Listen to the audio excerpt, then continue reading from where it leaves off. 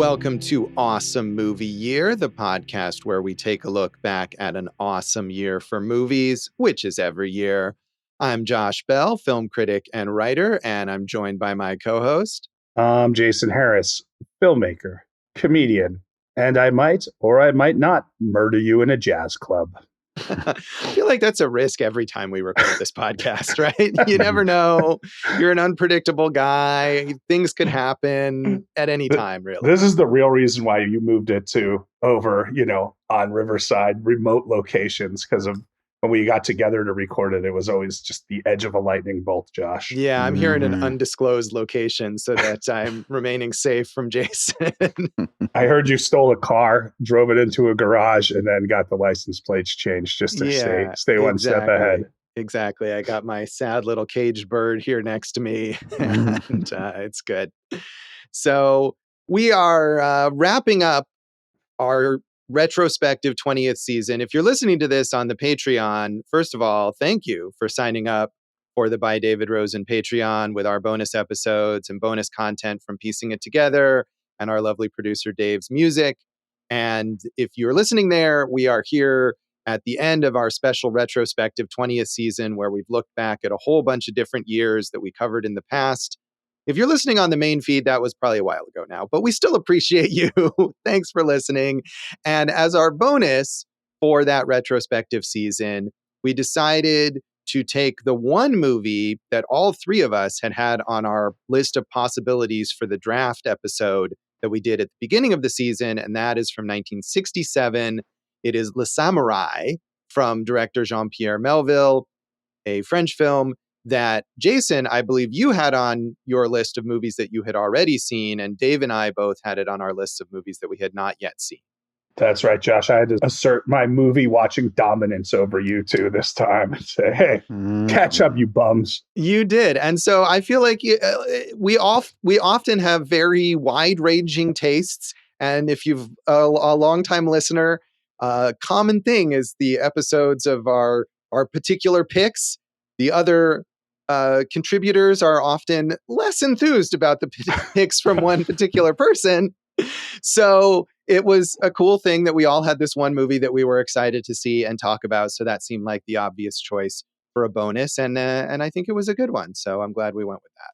And, 67, like I always say, Josh, by the end of the season, we get a real kind of great swath of what the year in film looked like. And this is appropriate because I feel like 67, our big kind of, light was shined on the French New Wave. And Melville is like the prototype, the godfather of the French New Wave. So I think this ties in nicely to what we've already done. Yeah, it does. And Melville started making films prior to the French New Wave, which really picked up in this period in the mid-1960s. But he was a major influence on filmmakers like François Truffaut and Jean-Luc Godard, and especially because a big part of what the New Wave was this reaction against a lot of mainstream French film and a lot of the very popular French filmmakers that they thought were bad. And so Melville, being this successful filmmaker in France prior to the New Wave and someone that they looked up to, is an impressive achievement, especially because they were pretty harsh and unforgiving with their assessments of mainstream French film. Ooh, we had some real roustabouts and rows inside the offices of Cahiers du Cinema back then, Josh. Yes, Jason, before he was born, working on Cahiers du Cinema, along with those French New Wave filmmakers who were at that time film critics. So tough to discover box office figures for films like this often. This was a success in France when it was released in 1967. It sold 1.9 million tickets. I don't know how that translates financially, but a good amount, as well as 800,000-ish tickets in Spain. It was not released in the US until 1972, when it was released here in an English language dubbed version, which was titled The Godson, clearly trying to capitalize on the success of The Godfather and a long tradition of, questionable distributors retitling foreign films to make them seem like they have connections to some sort of popular American film. And the reviews that I found from American critics, from the time period were referring to this film, which apparently, to this version, The Godson, which was apparently not only dubbed in English, but very poorly dubbed. So that's unfortunate.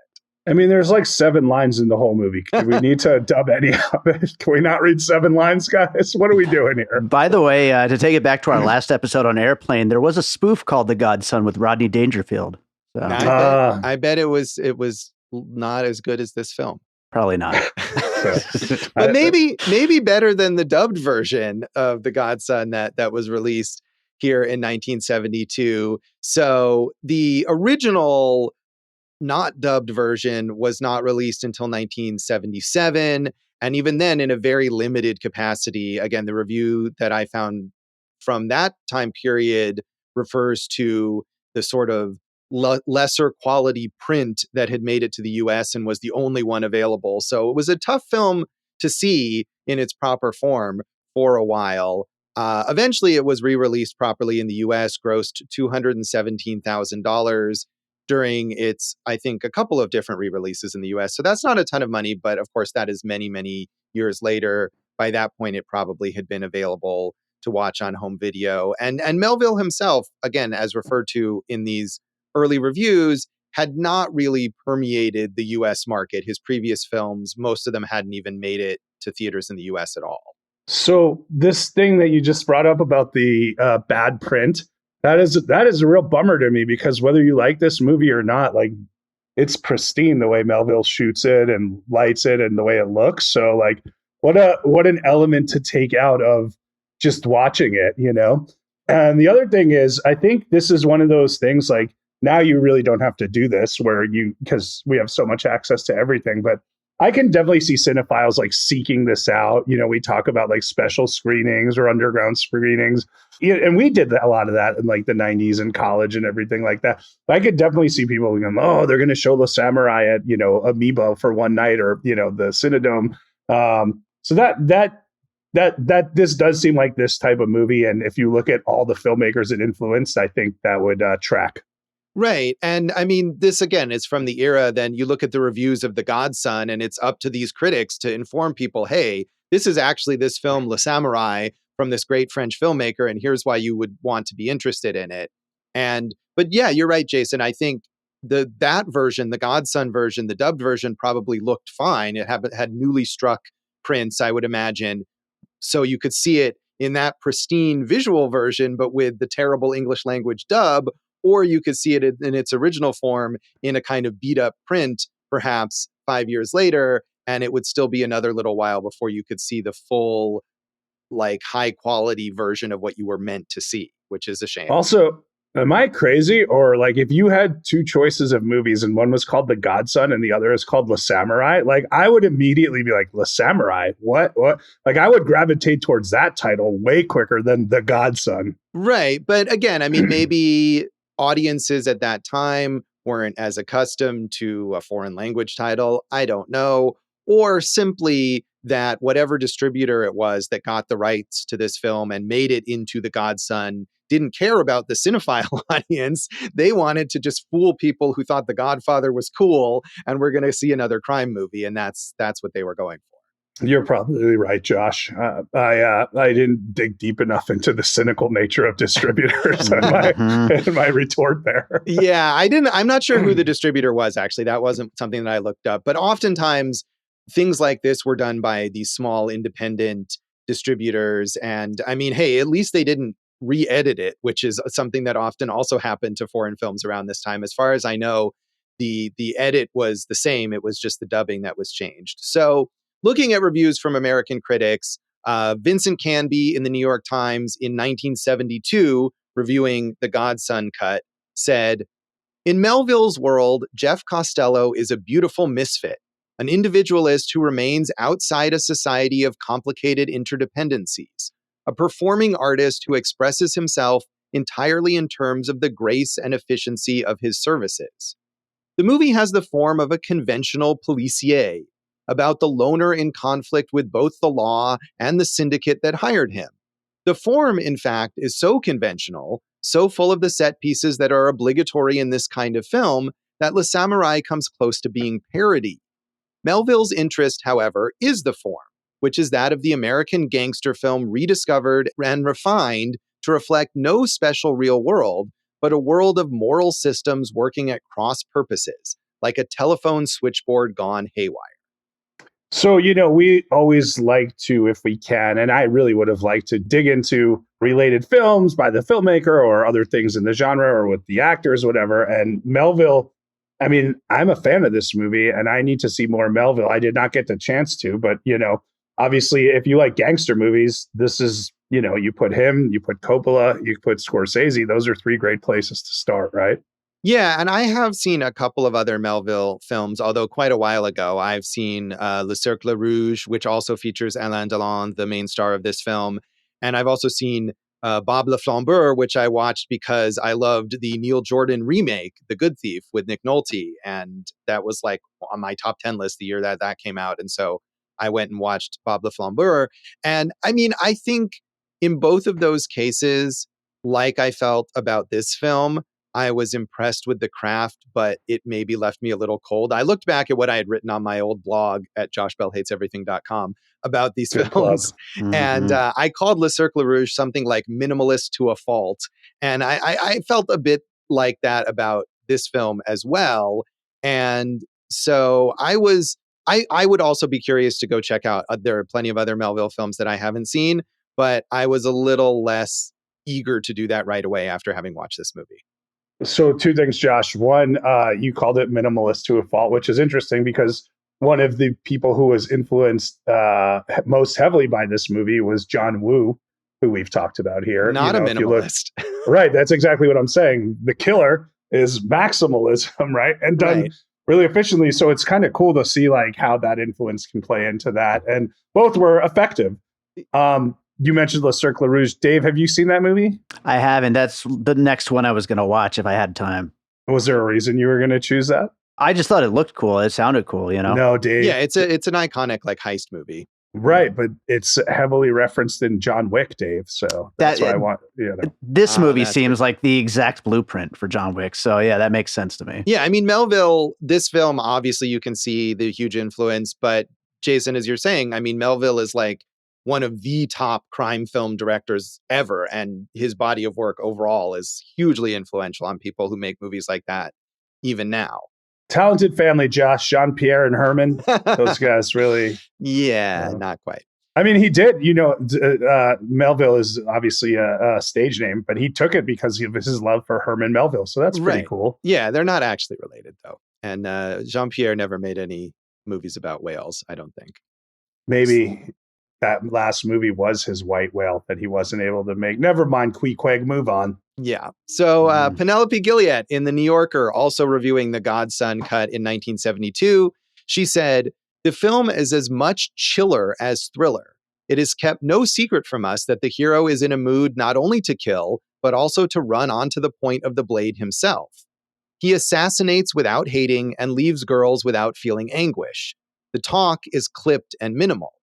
The Samurai is a fascinating and important picture. It is a study of someone who listens all the time and seems to be responding to harmonics beyond most people's range. Odd that it should be possible to give a killer so many of the attributes of the sanctified.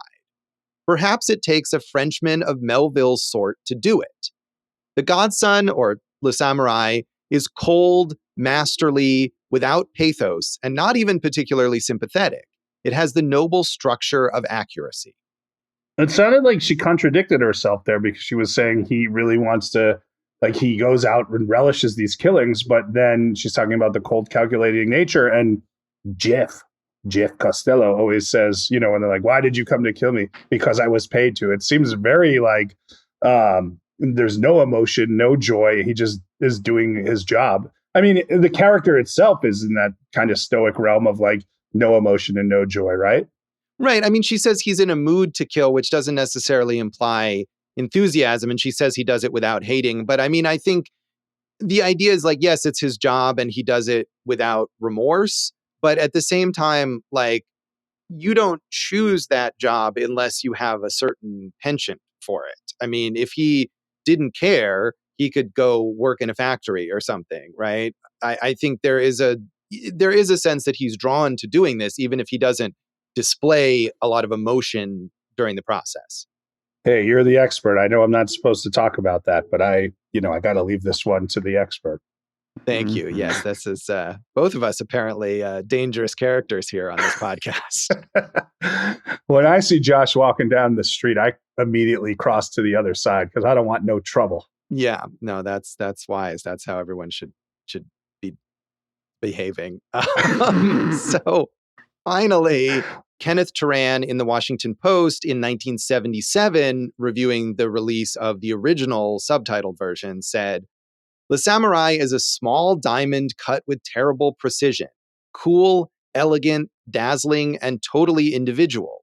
It treats crime like no drama and criminals like tired knights, the samurai of the modern age, overflowing with their own kinds of honor, loyalty, and stoicism. It is a fatalistic, highly stylized vision, romantic in its own way, but as executed by director Jean-Pierre Melville, it is enviably effective. The film's stylized nature means that its occasional burst of violence, bloodless though they are, puncture the surface with a shock value that messier scenes in other films can't equal. An austere poem of crime, Le Samourai manages to have the grip of an old-fashioned potboiler as well. Not a half-bad combination." Yeah, no, that brought up some interesting thoughts. I'm like trying to think of like if someone is making this style of action movie now where it is so minimalist and like we're really building towards these things as opposed to just bang, bang, bang, bang, right? And I got nothing in my head right now. Yeah, I mean, there's films that this has influenced, as we've said. I mean, The Killer, maybe, obviously, it influenced that, and that would be one that would fit that model. right. I mean, I think of later. I think the thing is that like if you talk about a movie like John Wick, which does have this influence, it doesn't. It's obviously not minimalist in any way. And if you make a movie like this that is minimalist, something like The American with George Clooney or Drive, the Nicholas Winding Refn movie, those are not considered like mainstream action movies at all. You wouldn't call those potboilers, but those are really the movies that are influenced most clearly by this, I think. I was going to say Rebel Ridge from last year is a really good one that fits there.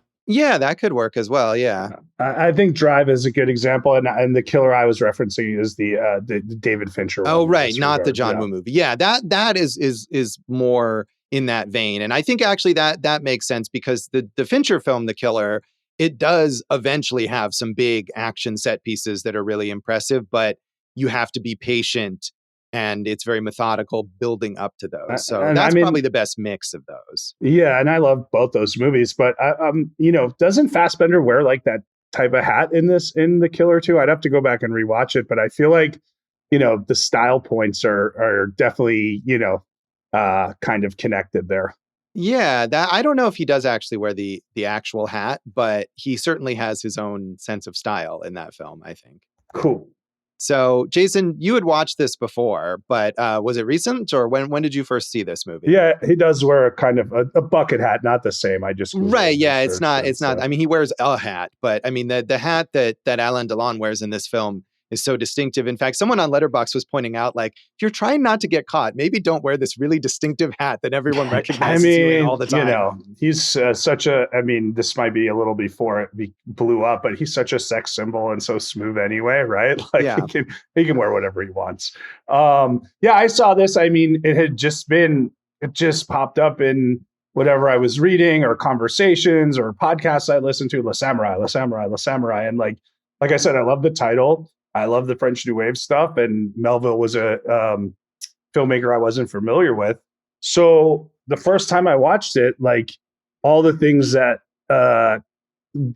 resonated with a lot of these critics resonated with me, like especially just the look, the feel, and then like I get what you're saying, Josh, about needing a break because it's an hour and 45, but it's arduous, in its own way. So watching it again. Maybe not as enjoyable, but still things to watch and learn from. Yeah, I mean, it was definitely, obviously, as indicated by our draft, something that I had been interested in seeing. I had watched those couple other Melville movies many years ago and had this in my queue or watch list or whatever in various places, as well as like Army of Shadows, which is another major Melville film. And so I was glad to have this reason to finally get to it. I think, again, I didn't love it as much as I just appreciated it, but I'm glad that I watched it. And even though I didn't watch any other Melville movies this week, I would certainly be interested in watching more and maybe even revisit. I mean, probably not for a while, but maybe even revisit like Le Cercle Rouge, which I was especially kind of underwhelmed with the first time. But Dave, you hadn't seen this or any Melville films?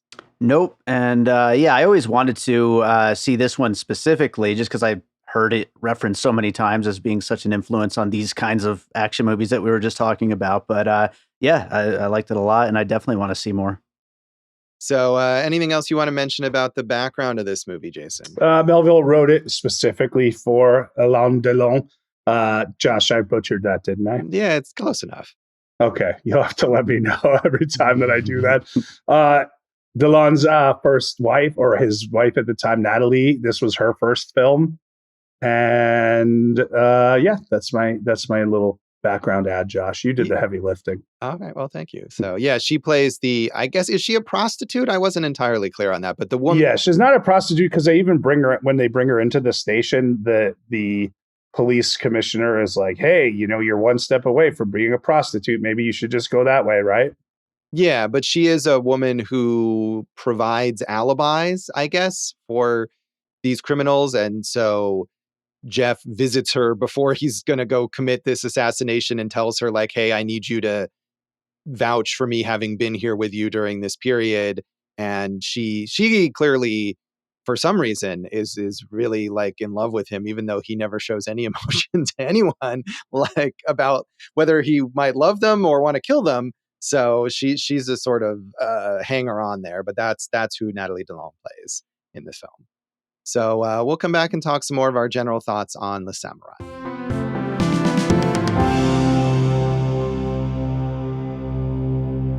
Welcome back to Awesome Movie Year. In this bonus episode for our special 20th retrospective season, we are looking at 1967's Le Samourai from Jean-Pierre Melville.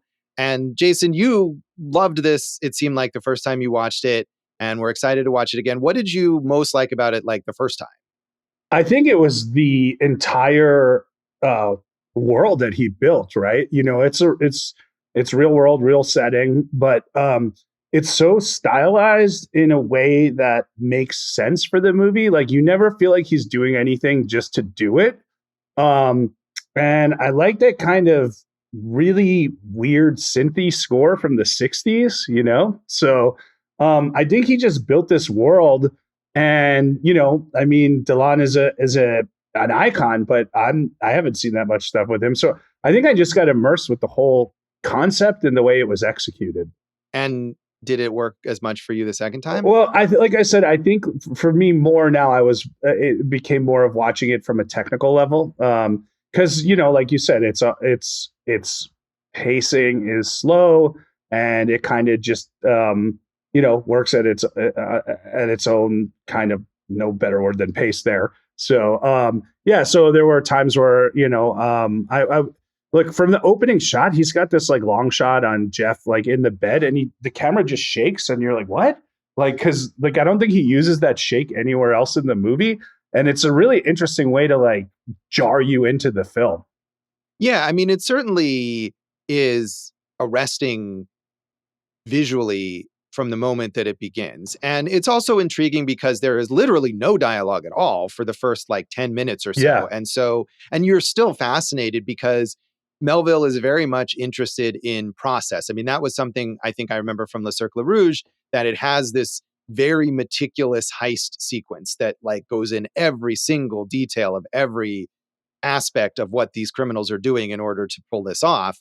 And we have that here with Jeff too, where he gets up and we see him, with his little bird, and how he gets dressed and he gets all his stuff. And then he goes and he steals a car. And how does he do that? With his like ring of skeleton keys and all this stuff. And it goes to that garage, as you were talking about before, and he gets the license plate replaced, and he gets documents from the guy in the garage, who just seems to like be standing in the garage at all hours of the day, no matter what, ready for Jeff to show up if he needs some help. And he gets a gun from that guy too. And then finally he's off. And I don't remember. I think the first dialogue we hear is actually between him and Nathalie Delon's character when he tells her he needs the alibi. You're right. Josh, you mentioned that like giant key ring where he's just got 1,000 keys on it. And he's like, I'll try this one. I'll try this one. Which movie did we cover that referenced that? Gosh, I don't remember. I watched some other random ass movie this week where a character had one of those as well, but it was not any of our films. What was it? Ghost Dog, Way of the Samurai. He's got that electric key that it, boop, boop, and he can just break in and everything. Yeah. So that's another, movie that clearly is referencing here. But yeah, the first 10 minutes are just there. And actually the highlight for me on this watching, Josh, was two sequences, but one of them really speaks to what you're saying about process and details. When the cops are tracking him on the train station and you see how they're tracking him and how he's watching them track him and how he works to get away, that's kind of like the Act 3 climax before the, button. And I thought that was if that's what we're building up to, they nailed that. Yeah, I mean, and it's a chase essentially. I mean, the cops are following him. They have a huge amount. They devote a massive amount of resources to getting this guy. At one point, the main cop character, I mean, I don't remember what it was, but he was like, "Oh, we're gonna have 20 people on the subway, and we're gonna have 30 people like watching. Like half the police force is after Jeff Costello here." And he's not even, there's no proof that he did anything at this point in time. So. And in fact, the opposite, where he was basically cleared by so many people, but he's like, yeah, I'm going to devote the entire police department to it. Right. We're talking about Paris and kind of, I'm really thinking about like a lot of these French filmmakers and a lot that you have mentioned of the French New Wave that we covered. I love the way they use the city and different areas of the city to build their stories out. Right. I mean, and I think, we think of Paris if you're an American filmmaker making a movie set in Paris or partially the characters go to Paris, you're going to see the Eiffel Tower and the Arc de Triomphe and the Champs-Elysees or whatever. And coffee at the cafe and a croissant. Right, exactly. So. But it's like, no, this is a real city. I think at one point, one of the cops, as he's tracking Jeff, mentions like, oh, I'm going to take the Champs-Elysees or whatever. But it's just like, it's a street. It's like you're going to take Las Vegas Boulevard or something. It's a way to get somewhere.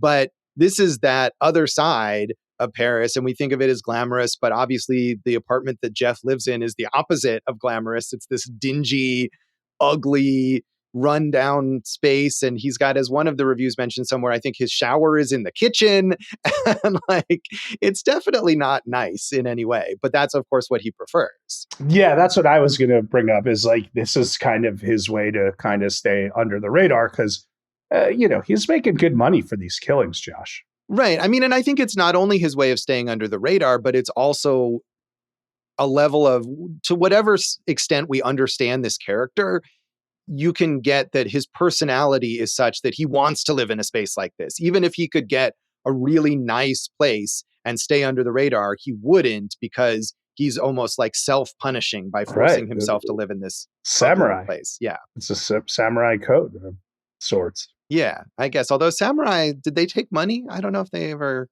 did. Exactly. No, I mean, it's been a while since I've worked on my samurai studies, Josh. But sure. I don't think they were like for hire, right? They had like a quote unquote master that they would serve and they would always protect, like a feudal lord or something like that. Right. I think so. I mean, I think they followed the code that they would not just kill people because they were told to. I mean, although we don't really know anything about the guy that Jeff is hired to kill is like some sort of nightclub owner or manager, but we can assume he's probably not a great guy. Did you think that affected your both you guys? Would you have enjoyed it more or less in any way if we knew more about the people he was trying to kill? Like, for instance, in Hitman, the Linklater movie, we kind of learn a little more about these people. Yeah, I mean, Hitman, another one that's clearly influenced by this film. I don't know. I mean, I don't know that it would have to be those people per se, because it wasn't like, oh, I don't know how to feel about Jeff because I don't know if the guy that he killed was like deserved to be killed. To me, I think it's fine if your main character is kind of a cipher, and that can be fascinating. But what you need then is to have supporting characters who are more robust. And we don't really have that. We don't learn a lot about Nathalie Delon's character. We don't learn a lot about the police detective character, even though he talks a lot. He has a lot to say, and he clearly is very dedicated to getting Jeff. Or the piano player lady who becomes Jeff's target later on, and that he seems to be sort of drawn to in a way. These characters are nearly as opaque as Jeff is, and I think that was the tough thing. That's interesting. I mean, yeah, the real conflict in scenes is between Jeff and the guy who's supposed to pay him for these murders. Where the first time the guy tries to murder him, right, and the second time they have this confrontation in Jeff's apartment, which is another great scene. And Jeff's looking around because this bird the bird tips him off that things are going on. Yeah, the bird is like the early warning system, which I didn't entirely understand how that worked, but clearly the bird is doing something. Also in Ghost Dog. Yeah, I agree with you, Josh, but I think it was like the feathers, like he saw feathers on the ground or whatever. Yeah, something like that, because he knew that someone had been in his apartment to plant a bug. Right. So we know that based on the first one. And then when he comes back the second time and the bird's kind of like chirping, he has a hunch. And then we see, boom, a fist go through this window in the apartment and the guy's got a gun at him. And that becomes a really interesting confrontation between those two. Yeah, that is. And that guy, I mean, we don't learn more about like him as a person, but every character pretty much talks more than Jeff does. So that guy is talking more. And we do have a scene between him and his bosses where they're like, hey, you screwed this up, you need to fix it, kind of thing. So he's sort of the middleman, I guess we could say. Although even his boss is more of a middleman. I don't know that, do we ever find out who the ultimate authority is here in this world? Do we see the high table, so to speak? Yeah, you got to get to John Wick Chapter 3 to finally get there, Josh. Yeah, that's true. No Le Samourai Chapter 2 Parabellum. Or whatever. There's no Continental they're going into. No, Jeff does not have that. But I think for me the sequence on the subway is the highlight of this film, or the metro, as they say in Paris, where and the way they're tracking him is so like, it's tense, but it's also, they're not running after him for the most part until the very end. They've got so many people that they're just kind of casually tripping these little trackers as they see him, and they light up on a map. And, there's a bunch of them are women who are just kind of sitting in the subway with their purses. I think one of them is an older lady, and it's like, where did the police get all these people? But it's still very tense because you understand what the logistics of it are, right? That's something that Melville generally has been very good at. And you get the police detective character explaining that beforehand. So, okay, here's what they're doing, and here's how they're tracking him, and here's how he's noticing that they're tracking him and all that. So that sequence was really good. And I feel like it's so tense. And then the rest of it maybe peters out a bit. And it doesn't have I think having some big climactic car chase or shootout is antithetical to what Melville is trying to do. But at the same time, it does feel to me a little underwhelming as it goes toward the end. I think these are all fair criticisms. I'm not sure if we had that, if I would have been like, where is this coming from? Or like, oh, this is clearly the way it was built to. But this dude's got a clear vision of what he wants. He's executing at a very high level, and he's great at setting a mood. Yeah, I would agree with all that. And I still think I wasn't quite engaged with the movie the way that I hoped that I would be. But I think you're right about all of those things. And he is very good at that. And if nothing else, regardless of what you think of the film, this is clearly a director who has full control over exactly what he wants to do with his film. It's all put together so meticulously, and the pieces all fit perfectly. And so I appreciated that. And even parts where I was like, why is this person doing this? Like the piano player, for example, right? She seems to be sort of sympathetic to Jeff. She lies to the police and says that she didn't see him at the nightclub when he came to kill the guy. And then later on, she tells him she'll help him, and that she says, call me at this time 2 at my hours. house. And then he calls her and she doesn't answer the phone. And so I didn't entirely understand her motivation. I don't even think that's her house. The more that we get into that, I thought that might have been her boss's house or someone else's house. The more I learned about it, because at the end when he goes to track her down again, right? There's another hitman in there that Jeff takes care of, and I wonder if Yeah, I mean, there are things that that were a little confusing in that regard. Right. I mean, and you were talking about the scene where he confronts the guy who hired him in his apartment, and that guy says, "Hey, in order to make this right, we need you to do another job." And the person he's supposed to kill is the piano player. So she's not on their side either, and she doesn't want to help the cops. And so I didn't understand, and I feel like the performance there, just like Alain Delon as Jeff, the actress there who is playing the piano player, Katie Robinson, I think is her name. Katie Rosier, sorry. She is also very blank.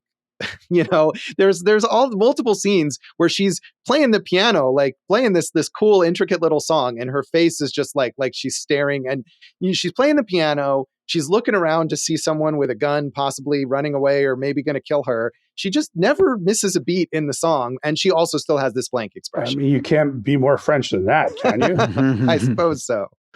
So speaking of music, I've referenced the score. I really dug this score, Dave. What did you think?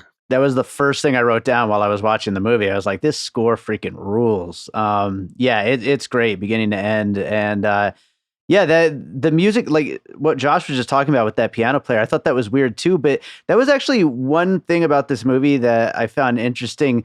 A lot of it kind of had an almost video game-like quality to it, where it was like NPCs, if you will, these people that are just in these scenes, and where the whole movie is really about this, main guy, and all the other people, they're just kind of there in his mission, just various characters he meets along his path. And so they don't really have inner lives or anything like that. They just kind of exist in those moments. Yeah. I mean, I think the fact that no one has an inner life is tough.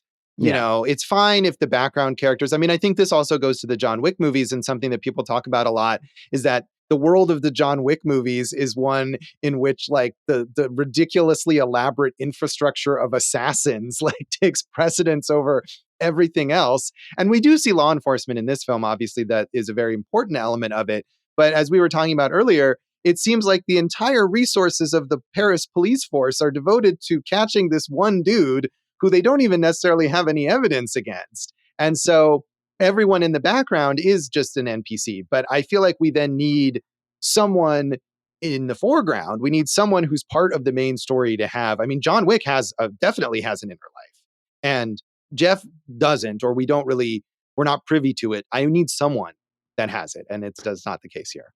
Dave, do the assassins who inhabit the Continental, do they take like Super Bowl Sunday off to watch the big game together, or where are we at with this? Yeah, they just I don't think they even like live actual lives outside of any of this stuff that we see in the movies. There's no like potluck for Friendsgiving or anything like that. Yeah, so. I don't even think they eat. Like No, they don't eat, because if they go to a restaurant and then they order some food, it's just code for getting more guns or something. They can't ever buy anything but guns, because no matter where they go and they try to talk about something else, it turns out to be some sort of code for weaponry. That's how you make a movie, by the way. I mean, we're referencing so many. Look, I love The Killer, both versions that we've talked about. We all know I love Ghost Dog, right? John Wick is great.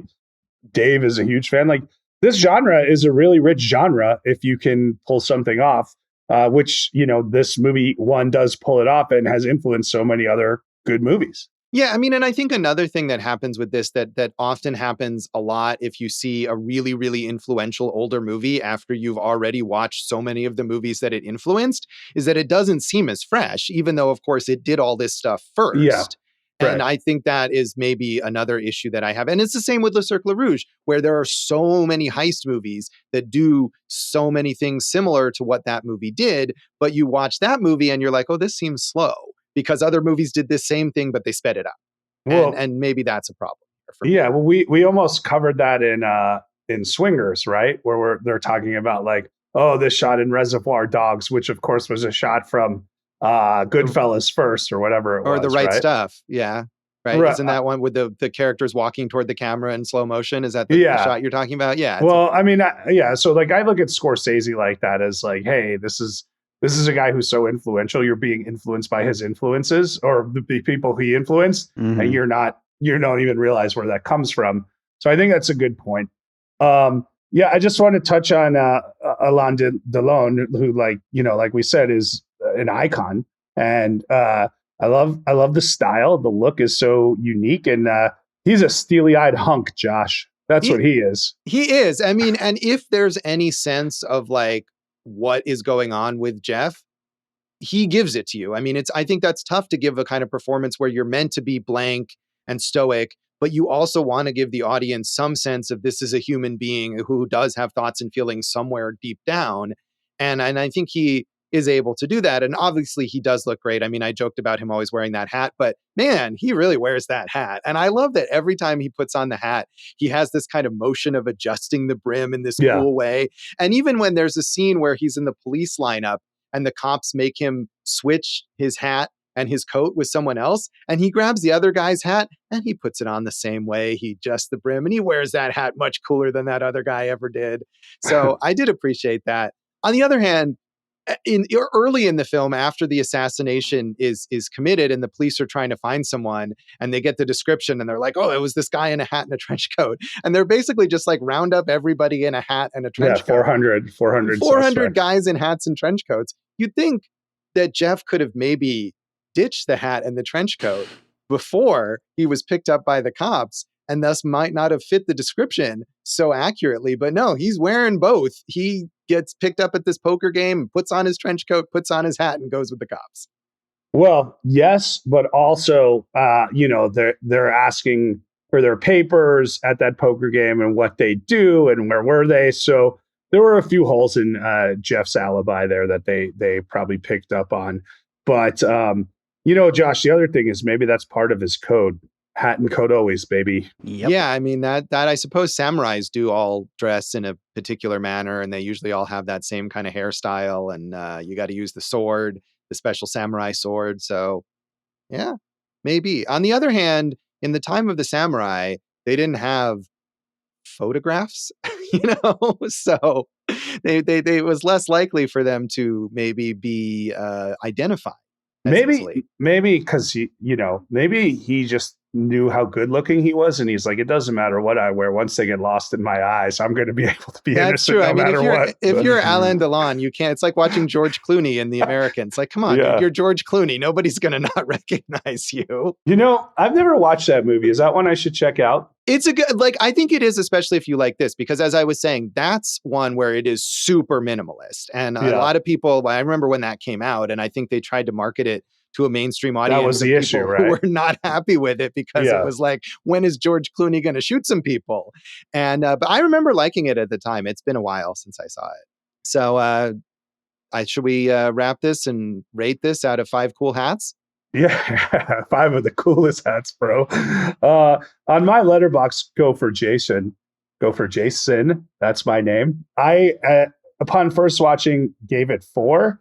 Upon this watching, I gave it 3.5. So we're still in the same ballpark here. So I'm going 3.5 this time around.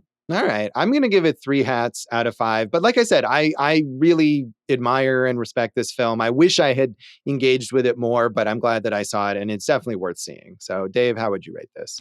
I was at 3.5, but I bumped it to 4 just because look at this list of movies we talked about that this influenced. I mean, it's some of our favorite movies. That's true. And we haven't even talked about them all, and maybe we will talk about some more of them when we come back and get into the legacy of Le Samurai.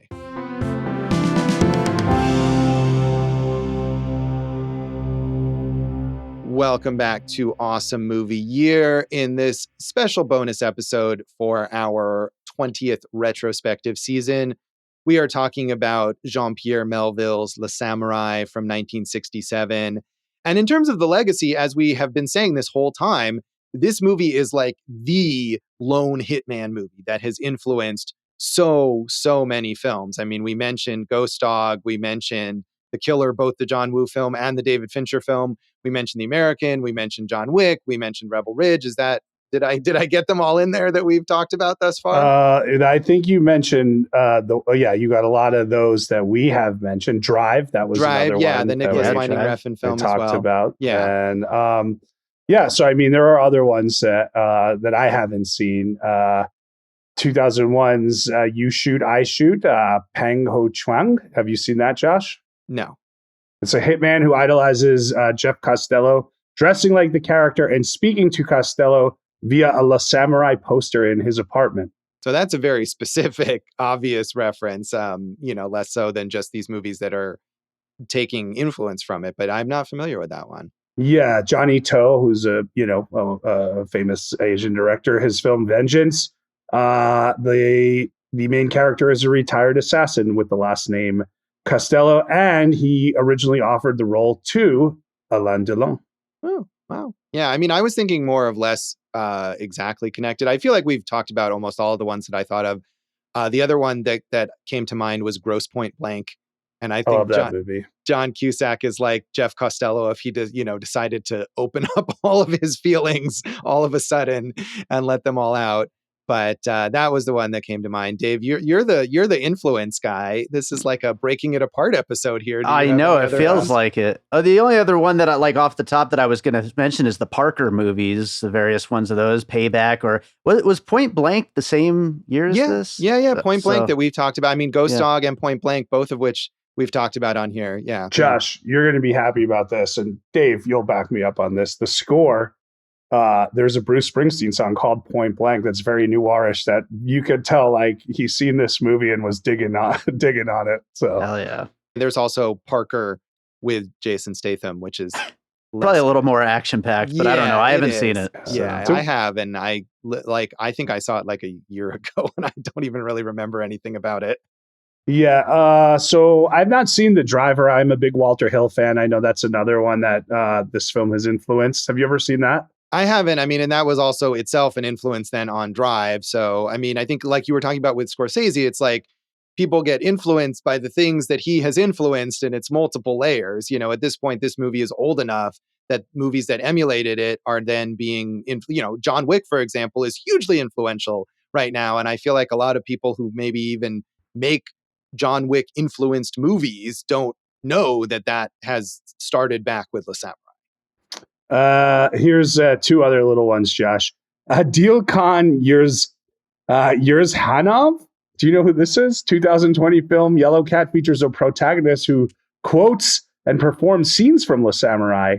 And I did a great job pronouncing his name. I think we can all agree on that. Mm-hmm. Josh, what about the song Beautiful Killer by Madonna? With the lyrics, you are a beautiful killer. I like your silhouette when you stand on the streets. Like a samurai, you can handle the heat. Makes me want to pray for a haunted man. Nice. I do love Madonna, and she has a lot of like very cinematic music videos that pay homage to various parts of film history, including some directed by David Fincher.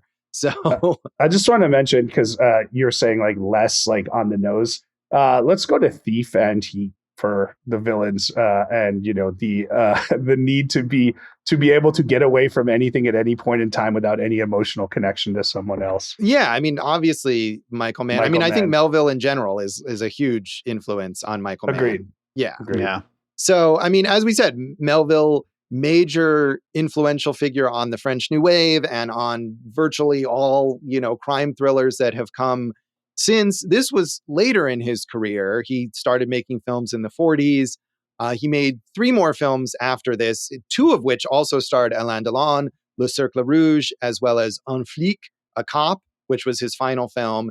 And Army of Shadows also came after this. And like I said, I've seen Le Cercle Rouge. I'm curious to see those other ones. I also saw an earlier film, Bob Le Flambeur, but he didn't have a huge filmography, but it seems like nearly every movie that he made has had this major influence. Everybody loves this guy. I loved reading this. One of the influences he had on Jean-Luc Godard was having trouble kind of figuring out how to cut Breathless. And Melville said, just cut directly to the best parts of the shot. Pretty cool. Yeah, I mean, that seems like a good piece of advice there. So Alain Delon, as we said, is like one of the biggest stars in French cinema history. I've only seen one other film that he starred in, Purple Noon, the René Clément film, which is based on it was the first adaptation of The Talented Mr. Ripley. And I think his ability to project that cool blankness as he does here serves him very well in playing Tom Ripley, another similar kind of character. Yeah, I mean, obviously he's just a dude we got to watch more of. I think he died last year and it was a sad ending with lawsuits and people coming in and out of his life and suing each other. And If you read up on him, he had some interesting legal issues himself there. Maybe involved in a murder of one of his bodyguards, maybe not. Maybe there's some photos of him and a former French prime minister engaged in group sex. Who knows, man? Living the high life, baby. Yeah, what a life. Maybe we need a movie about the life of Alain Delon there. I was just looking at his filmography and seeing all these filmmakers. I mean, in addition to making 3 movies with Melville, he worked with Jean-Luc Godard, with Louis Malle, with Luchino Visconti, with Michelangelo Antonioni, and he continued acting through the 2010s. As you said, he just died last year. So, I mean, as an actor, that's an amazing career, but apparently he was doing a lot of other stuff too. Well, yeah, you could next time read up on some of the ladies that he dated. He was making big moves, Josh. Yeah, big, well, I mean, moves. You look at him in this film, and it's not surprising that he could pull some major ladies. Hey, and Margaret knows what's good when she gets it, huh? She does. François Périer, who plays the police detective here, a very, very prolific French actor, mostly known for comedy. So this was sort of a bit against typecasting here for him. And I'm trying to remember if we talked about him. He was in Z, which the Costa Gavras film, which we did an episode on, and that had a huge ensemble cast. So I don't remember if we actually mentioned him or not. He was the narrator in the French version of Fantasia, which of course is known as Fantasia. And he went French accent. Oui, Fantasia. Be our guest. Never mind, leave me alone. He won a BAFTA for Best Actor in the film Gervais in 1957. I'm not familiar with that one. Yeah, like I said, I mean, I'm pretty sure I haven't seen anything. I mean, he has this very extensive filmography, but I don't think other than Z, I'd seen him in anything. Nathalie Delon appeared in 30 movies and directed 2 movies. And she was known as a muse for the Rolling Stones and reteamed with Melville on Army of Shadows. Yeah, and her, I mean, she was only married to Alain Delon for like 1 year, but apparently she kept his name, and probably a smart move there in terms of recognition. But also this kind of mystical sex symbol. I mean, one of these people, I feel like women in the 60s, people like Anita Pallenberg and even Marianne Faithfull, who just died, where they did a lot of other stuff, but you could have a career at that time just being sexy. Like she was like professionally sexy. That seemed like that was her job. And she was in movies, and I mean, not to discount her acting, which is good here. And I'm sure she was a good director as well. But I feel like there was a time when, probably because of sexism, because people like the Rolling Stones or Alain Delon, they were like the serious artists, and the women would have to be their muses and just like look good. And that was their job. Don't worry, if you're into that, sexism's back. Yeah, 2025. We're so happy about that. Among other bigotry. It's all coming back. Yeah, maybe Nathalie Delon style successful return. So, anything else you want to say about the legacy of this movie? You mentioned Caty Rosier. Dave, you'll have to listen to her album and report back to us on Caty Banana. That sounds fun. Yeah. Does she play like it didn't look to me like she was actually playing the piano in this film, and she doesn't sing. So I guess she must do that on her album though.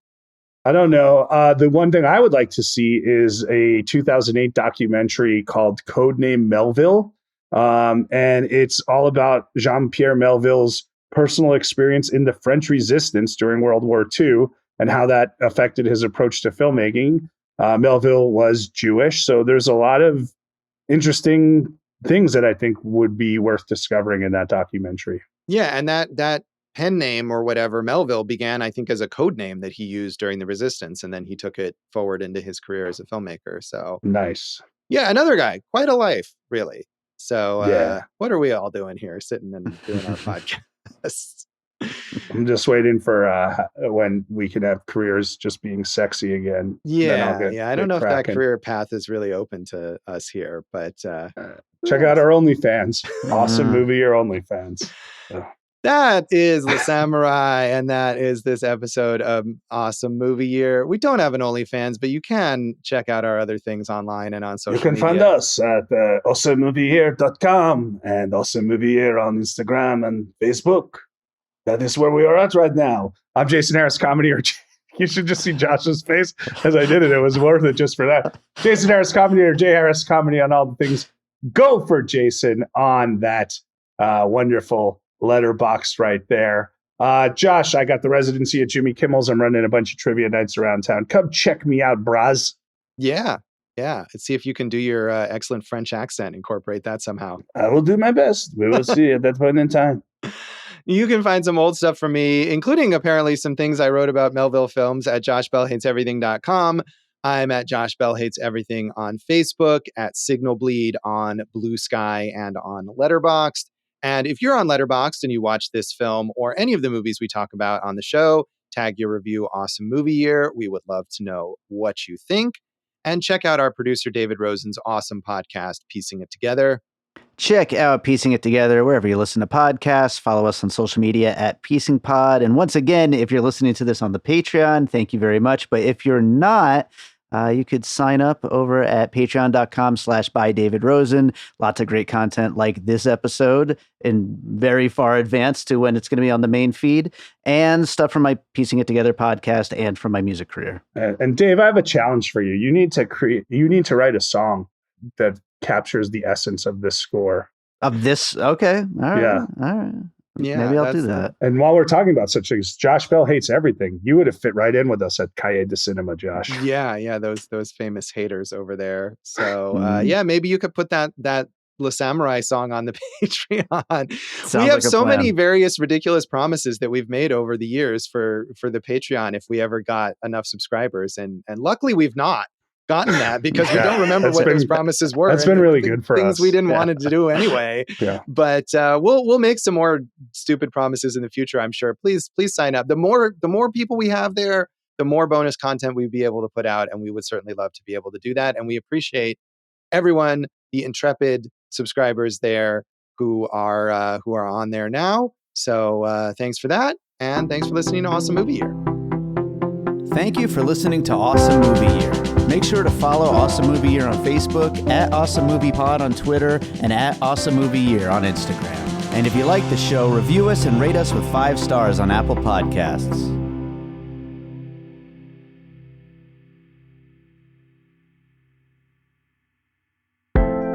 An All Points West production, produced by David Rosen in Las Vegas.